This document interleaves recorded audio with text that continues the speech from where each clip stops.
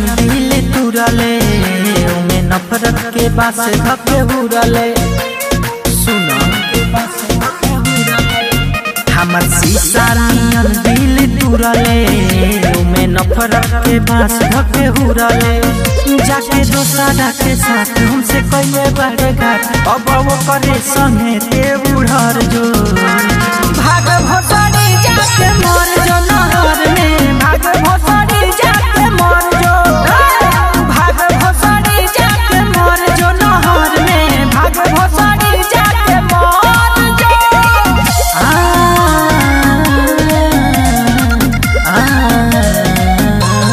मर जो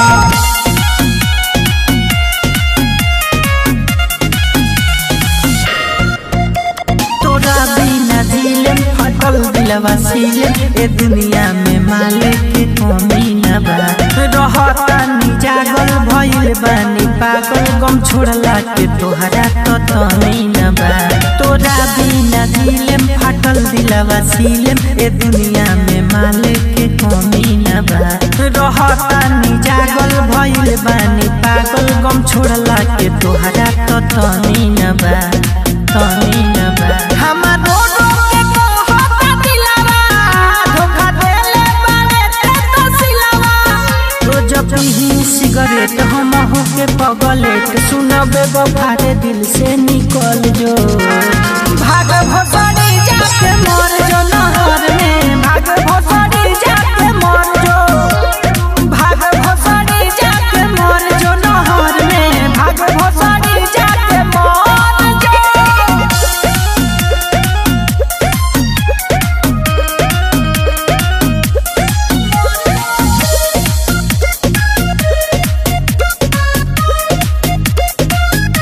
सारा गम भुला दम आजी के देखा दम चाहे दिल सीना से निकाले पड़ी खाइल तोर कसम रे रहे उ भरम रे करब नाही माफ तोरा पाप पड़ी सारा गम भुला दम आजी के देखा दम चाहे दिल सीना से निकाले पड़ी खाइल तोर कसम रे रहे उ भरम रे करब नाही माफ तोरा पाप पड़ी